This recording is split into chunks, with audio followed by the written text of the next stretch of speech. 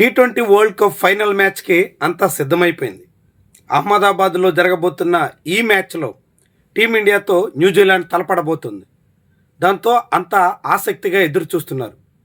ఈసారి world కప్ని team India గెలుచుకుంటే అనేక రికార్డులు నెలకొల్పుతుంది. ముఖ్యంగా ఇప్పటి వరకు టీ20 వరల్డ్ కప్కి హోస్ట్ చేసిన నేషన్ ఎక్కడా కప్పు గెలిచిన దాఖలాలు లేవు. తొలుత సౌత్ ఆఫ్రికాలో 2007లో టీ20 వరల్డ్ కప్ ప్రారంభమైంది. ఆ తర్వాత వెస్టిండీస్, ఇంగ్లాండ్, ఇండియా, ఆస్ట్రేలియా ఇలా చాలా దేశాలు టీ20 వరల్డ్ కప్ నిర్వహించాయి. కానీ ఒక్క దేశం కూడా వరల్డ్ కప్ను గెలుచుకున్న దాఖలాలు లేవు. ఇప్పుడు టీమిండియా ఆతిథ్య దేశంగా హోస్ట్ నేషన్ కప్పును కైవసం చేసుకుంటే తొలి కంట్రీగా నిలిచే అవకాశం ఉంటుంది. దాంతోపాటుగా ఇప్పటి వరకు డిఫెండింగ్ ఛాంపియన్ ఈ టీ20 వరల్డ్ కప్ని నిలబెట్టుకున్న చరిత్ర కూడా లేదు. మొదట ఇండియా గెలిచింది, ఆ తర్వాత ఇంగ్లాండ్ గెలిచింది, తర్వాత వెస్టిండీస్, పాకిస్తాన్ ఇలా అనేక దేశాలు వరుసగా ఈ వరల్డ్ కప్ని గెలుచుకుంటూ వచ్చినప్పటికీ వరుసగా రెండోసారి డిఫెండింగ్ ఛాంపియన్గా బరిలో దిగి కప్పును నిలబెట్టుకున్న చరిత్ర అయితే లేదు. దాంతోపాటుగా మరొక ముఖ్యమైనటువంటిది మూడోసారి టీ20 వరల్డ్ కప్ గెలిచిన చరిత్ర ఎవరికీ లేదు. అలాంటి కొత్త రికార్డ్స్ కూడా టీమిండియా నెలకొల్పడానికి అవకాశం ఉంటుంది. ఇలాంటి ఫైనల్ మ్యాచ్కి తగ్గట్టుగా ఇప్పుడు టీమిండియా కూర్పు మీద విస్తృతమైన చర్చ సాగుతోంది.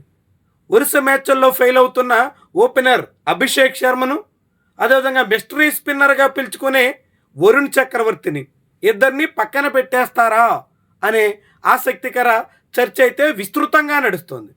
ఇద్దరు ఫామ్లో లేరు, వరుసగా ఫెయిల్ అవుతున్నారు. ఇద్దరు టీ20 ఇంటర్నేషనల్లో నెంబర్ 1 ర్యాంకుల్లో ఉన్నారు. బ్యాటింగ్లో అభిషేక్ శర్మ, బౌలింగ్లో వరుణ్ చక్రవర్తి నెంబర్ 1 ర్యాంకర్స్ అన్నట్టు. కానీ ఈ సిరీస్కి వచ్చేసరికి ఈ ట్రోఫీలో ఇప్పటివరకు జరిగిన అన్ని మ్యాచ్ల్లో కూడా ఫెయిల్ అవుతూ వచ్చారు. ఒకటే అరా వరుణ్ చక్రవర్తి మెరుపులు మెరిపించిన అభిషేక్ శర్మ ఏమాత్రం తన స్థాయికి తగ్గట్టుగా రాణించిన ఆనవాళ్లు లేవు. దాంతో ఓపెనర్గా అభిషేక్ శర్మని తప్పించి ఇషాన్ కిషన్కి ఓపెనింగ్ స్లాట్ కేటాయించి సంజు శాంసన్తో ఇషాన్ కిషన్ బరిలో దిగితే వన్ డౌన్లో తిలక్ వర్మ బరిలో దిగడం ద్వారా మిడిల్ ఆర్డర్లో రింకు సింగ్ 6వ నెంబర్ బ్యాటర్గా రంగంలోకి దిగడానికి అవకాశం ఉంది అనే మాట వినిపిస్తుంది. అయితే మరి వరుణ్ చక్రవర్తిని తప్పిస్తే అప్పుడు మళ్ళీ కుల్దీప్ యాదవ్కి చోటు వచ్చని భావిస్తున్నారు. కాకుంటే వాషింగ్టన్ సుందర్ పేరు కూడా పరిశీలించవచ్చు అనే మాట కూడా వినిపిస్తుంది. నిజానికి వరుణ్ చక్రవర్తి టీమిండియాకి చాలా పొదుపుగా బౌలింగ్ వేయడం, అవసరమైన సమయాల్లో వికెట్లు తీయడం ద్వారా చాలా విస్తృతంగా రాణించాడు. కానీ తొలిసారిగా ఈ ట్రోఫీలోకి వచ్చేసరికి ప్రత్యర్థి బ్యాటర్లు వరుణ్ చక్రవర్తిని టార్గెట్ చేస్తున్నారు. ముఖ్యంగా చేజింగ్లో వరుణ్ చక్రవర్తి మీద విరుచుకుపడుతున్నారు. దాంతో ఆయన మిస్టరీ ఏమైంది అనేటువంటి అనుమానం చాలా మందిలో కలుగుతోంది. మొత్తంగా ఇప్పుడు వీళ్ళిద్దరిని తప్పించి టీంలో మార్పులు చేయొచ్చు అనే మాట వినిపిస్తుంది. మేనేజ్మెంట్ మీద కూడా అలాంటి ఒత్తిడి ఉంది. కానీ విన్నింగ్ టీంని, విన్నింగ్ కాంబినేషన్ని మార్చేసే అవకాశం ఉంటుందా అనే ప్రశ్న కూడా ఉంది. ముఖ్యంగా అభిషేక్ శర్మ ఫామ్లో లేడు, వరుసగా 3 సార్లు డక్అవుట్ అయ్యాడు. కేవలం జింబాబ్వే మ్యాచ్ చేసిన 50 మినహా మిగిలిన ఏ మ్యాచ్లోనూ రాణించిన ఆనవాళ్ళు. కానీ వన్స్ ఏ ఒక్క మ్యాచ్లోనైనా అభిషేక్ శర్మ కుదురుకుంటే ఇక విరుచుకు పడతాడు. ఆయన్ని ప్రత్యర్థులు కట్టడి చేయడం కూడా కష్టం అవుతుంది. మరి అలాంటి అభిషేక్ శర్మను టీమిండియా మేనేజ్మెంట్ పక్కన పెట్టేస్తుందా, మళ్ళీ ఇషాన్ కిషన్ని ఓపెనర్గా తీసుకొస్తుందా? చూద్దాం ఏం జరుగుతుంది. ఇది ఒక ఆసక్తికరమైనటువంటి విషయం.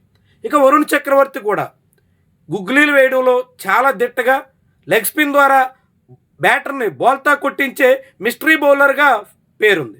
కానీ అలాంటి వరుణ్ చక్రవర్తి అనూహ్యంగా తేలిపోతున్నటువంటి వైనమే కలవరపరుస్తోంది. అందుకే మొన్నటి ఏకంగా సెమీస్లో 4 ఓవర్లో 65 రన్స్ దారపోసి టీ20 వరల్డ్ కప్ చరిత్రలోనే ఏ టీమిండియన్ బౌలర్ కూడా ఇవ్వనన్ని రన్స్ ఇచ్చేసి అత్యంత వరస్ట్ రికార్డ్ని వరుణ్ చక్రవర్తి తన పేరు మీద నమోదు చేసుకున్నాడు. ఈ నేపథ్యంలో వరుణ్ చక్రవర్తి మీద వేటు ఖాయం అనేటువంటి అభిప్రాయం ఉంది. ఇద్దరిలో కూడా ఇప్పుడు కాన్ఫిడెన్స్ లోపం కనిపిస్తుంది. వాళ్ళ బాడీ లాంగ్వేజ్లో ఎక్కడ కాన్ఫిడెంట్గా ఉన్నట్టు కనిపించట్లేదు. ఇలాంటి తరుణంలో నిజంగా వేటేస్తే చాలా ఆసక్తికరంగా చూడాల్సి ఉంటుంది. వీళ్ళిద్దరికి మించి సూర్యకుమార్ రిటైర్మెంట్ సంబంధించినటువంటి ప్రచారం కూడా సాగుతోంది. 2024 టీ20 వరల్డ్ కప్లో ఫైనల్స్ గెలిచిన తర్వాత వరుసగా రోహిత్ శర్మ, విరాట్ కోహ్లీ రిటైర్మెంట్ ప్రకటించేశారు. ఇప్పుడు టీ20 వరల్డ్ కప్ గెలుచుకోగానే సూర్యకుమార్ రిటైర్మెంట్ ప్రకటించవచ్చు అనే ప్రచారం జోరుగా సాగుతుంది. ఒకవేళ గెలవకపోయినా సూర్యకుమార్ రిటైర్మెంట్ ప్రకటిస్తారు అనే మాట కూడా వినిపిస్తుంది. కెప్టెన్గా సూర్యకుమార్కి మంచి రికార్డు ఉంది. రోహిత్ శర్మ, ధోని లాంటి వాళ్ళ సరసన టీ20లో టీమిండియాకి అద్భుత విజయాలు కట్టబెట్టిన కెప్టెన్గా పేరుంది. అలాంటి కెప్టెన్ కూడా ఫైనల్ మ్యాచ్ తర్వాత రిటైర్మెంట్ ఆలోచనలో ఉన్నారు అనే ప్రచారం మాత్రం చాలా చాలా ఇంట్రెస్టింగ్ వ్యవహారంగా చూడాల్సి ఉంటుంది. మొత్తం ఏమైనా రేపు మ్యాచ్ మాత్రం చాలా పెద్ద స్థాయిలో హోరెత్తబోతుంది, అనేక మందిని ఆకట్టుకోబోతుంది, హోరాహోరీగా సాగబోతోంది. అయితే ఇక్కడ ఒక ముఖ్యమైనటువంటి పరిణామం అహ్మదాబాద్ క్రికెట్ స్టేడియం. గడిచిన 4 ఐసీసీ టోర్నీల్లో అంటే 2023 one day world cup, 2024 T20 world cup, 2025 champions trophy, 2026 టీ20 వరల్డ్ కప్, ఈ 4 ఐసీసీ టోర్నీలకు గాను టీమిండియా మొత్తంగా 2 మ్యాచ్లు అయితే ఓటమి పాలైంది. ఆ 2 మ్యాచ్లు అహ్మదాబాద్ స్టేడియంలోనే. 2023 వన్డే వరల్డ్ కప్ ఫైనల్స్లో ఆస్ట్రేలియా చేతిలో ఓడిపోయింది. 2026 టీ20 వరల్డ్ కప్ సూపర్ 8 ఫస్ట్ మ్యాచ్లో సౌత్ ఆఫ్రికా చేతిలో ఓడిపోయింది. ఆ 2 అహ్మదాబాద్ స్టేడియంలోనే ఓటమికి గురి కావాల్సిన పరిస్థితి వచ్చింది. ఇప్పుడు అలాంటి అహ్మదాబాద్ స్టేడియంలో టీమిండియా ఫైనల్ మ్యాచ్ ఆడబోతున్నటువంటి తరుణంలో తీవ్ర ఒత్తిడి అయితే ఉంటుంది. మరి ఎలా ఎదుర్కొంటారు, ఎలా కివీస్ని కట్టడి చేస్తారు చూద్దాం.